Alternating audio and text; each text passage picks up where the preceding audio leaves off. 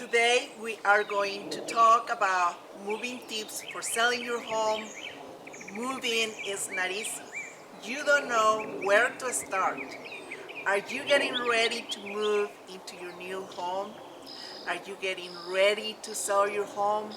Or are you under contract and now you need to start packing? If your answer is yes to any of these questions, this is a video for you. We will give you moving tips, tricks, and hacks. Make sure to request for your moving checklist in the link that is on the description. Stay tuned to hear more.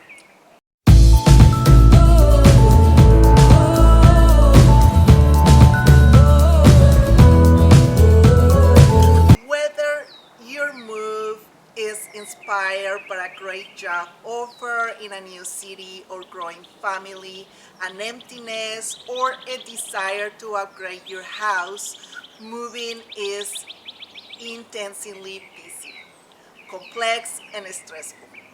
At the end of the video, I will have some moving hacks for you.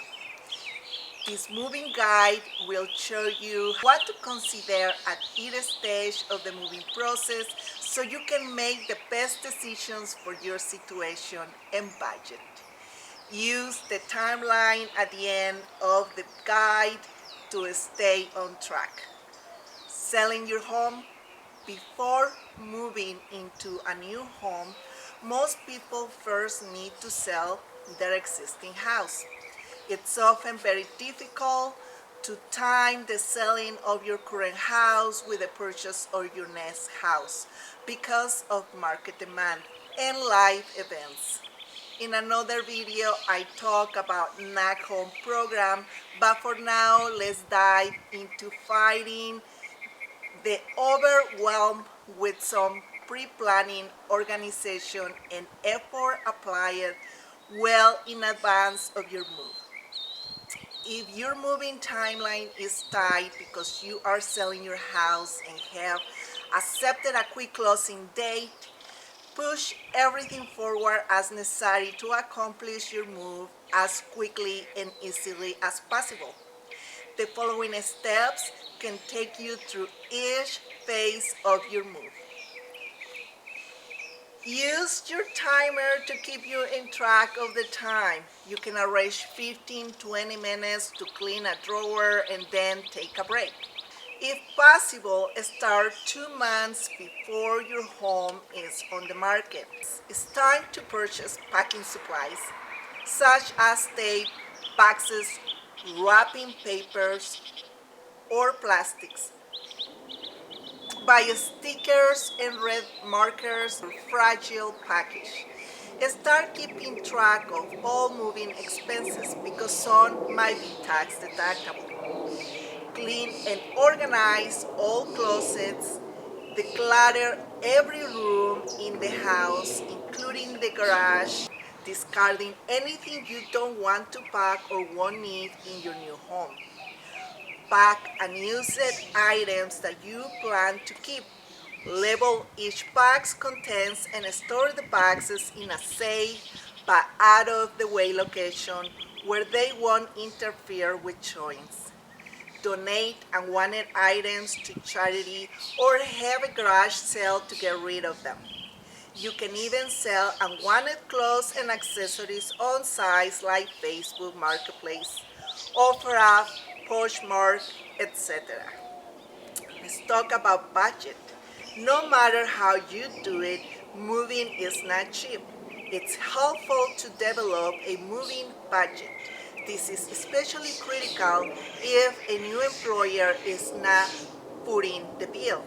You'll have to decide how much of the moving work you want to outsource versus how much you can do yourself to keep expenses manageable. Your biggest cost will be related to transporting your stuff from your old house to your new home. Full service move. A full service move means that movers will handle everything, including packing and unpacking your items. Costs vary greatly. The American Moving and Storage Association estimates that the average cost is around $2,300 for a local move and $4,300 for a long distance move based on an average weight of 7,400 pounds according to moving.com. Partial service move compared to a full service move, you will save money by packing and unpacking yourself. Whatever, you'll invest more of your time. Home Advisor estimates the cost to hire a professional packer at $50 per hour on average. Movable freight containers. This option is cheaper than a partial service move because you don't have to pay movers. Costs range from $70 for a single container moved locally to $5,000 for moving a large home long distance according to PATS. While you are getting the house ready for sale, continue to pack up things that you don't get used very often. Start terminating services that you use each month and start preparing the home for its new owner. If movers will pack you, ask the moving company for advice on the best ways to prepare. Contact people who work for you regularly, such as pool maintenance companies, landscapers, housekeepers, to cancel their services or let them know the new address they will be continue serving you. Leave their business cards for the new owners. Place reference manuals for major appliances in a kitchen cabinet or drawer where the new owners will find them. Label extra keys and place them in a drawer. 2 weeks before moving, as you terminate services at your existing home, such as utility accounts and other services, start setting them up for your new home. Start collecting important documents and other items that must not get lost or misplaced during the move. Call utility companies to terminate service on your closing day. The new owner should also notify the utility companies of their switch over and set up new accounts. Now, do just the opposite to begin establishing services at your new home.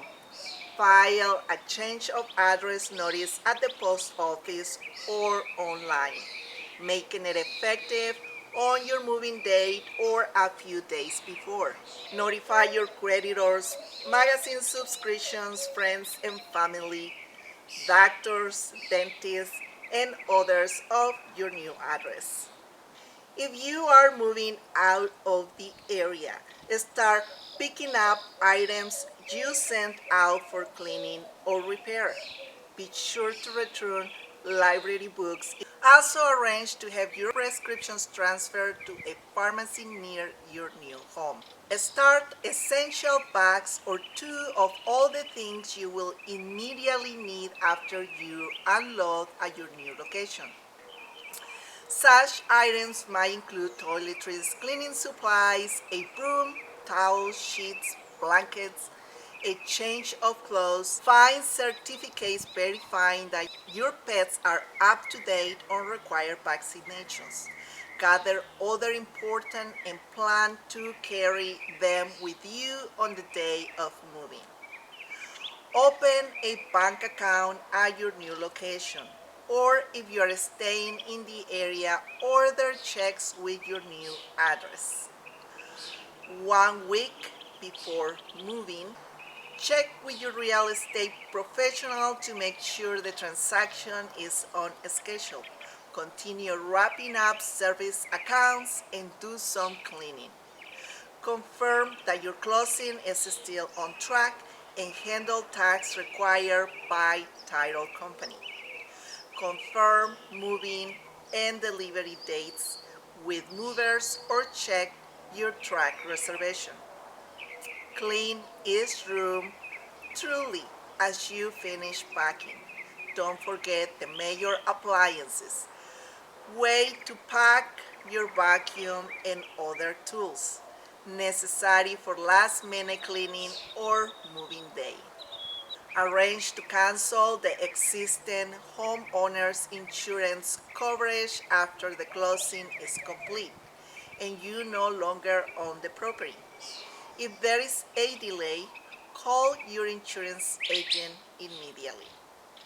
On the moving day, keep an eye on the movers and make sure they take care to prevent damage to your belongings. Double check closets and cabinets for left behind items and get ready to start setting up your new home. Walk through every part of the house to find stay items, opening cabinets and closet doors. Make sure you have keys to your new home.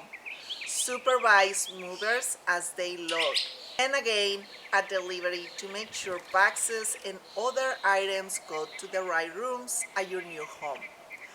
Watch for damaged items or damaged boxes.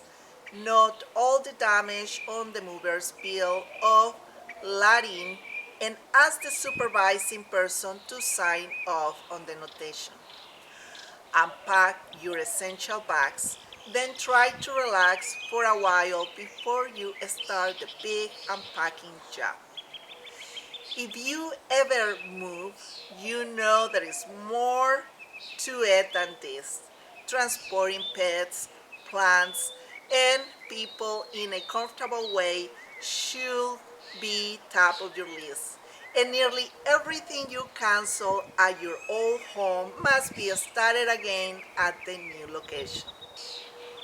And I'm gonna leave you with the next hacks. This is a hack I learned from another video that I saw online, and I thought I would share it with you because I think it's great. So you just take a plastic bag and you can put your heavy blanket in there.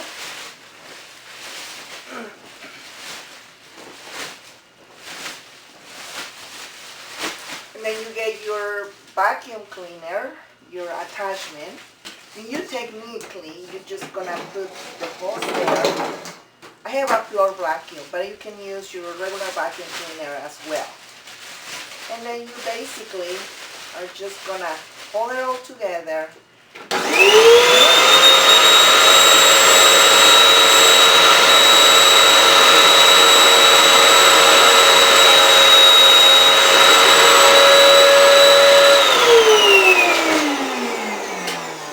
Just like that, it's gonna suck all the air out of it. It's gonna make so much room for you, and you don't have to spend the money on those expensive bags where you use the vacuum as well. So this is gonna be hack number 2 and number 3. You have your plates, and you actually can use paper plates. Now I'm using these ones because this is what I already have. But if you happen to make a trip to the store, you can get those that you get that nobody really uses, and they're perfect for you to use. So you put the paper plate on top of your plate, and then you just keep doing the same thing. And I do have a different size, the ones that are smaller.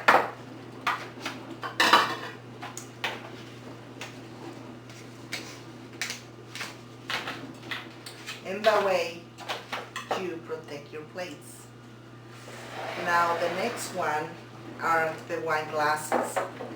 So I'm gonna use my husband's sacks just because they are actually thicker and stronger.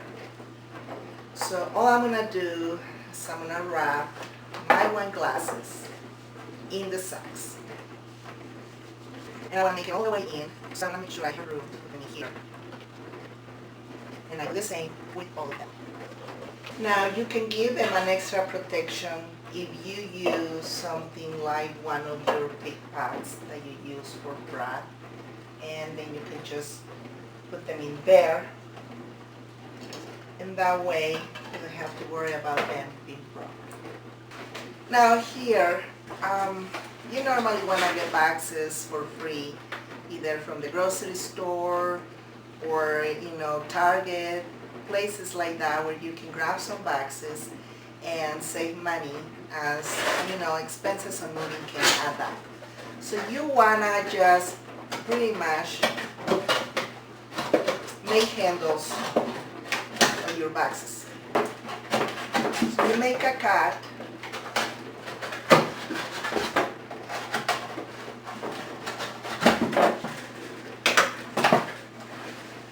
So you are able to carry your boxes like this. The other thing you want to have handy is a scale. You want to make sure that your boxes don't weigh more than 40 pounds, just to make sure you don't hurt your back. Of course, if you think you can carry more than that, that's fine. And you probably will be using a dolly and things like that. But it will be smart to keep track of the weight that you put in each box. I hope these tips were of value to you. Thank you for watching, and I will see you the next time. God bless you.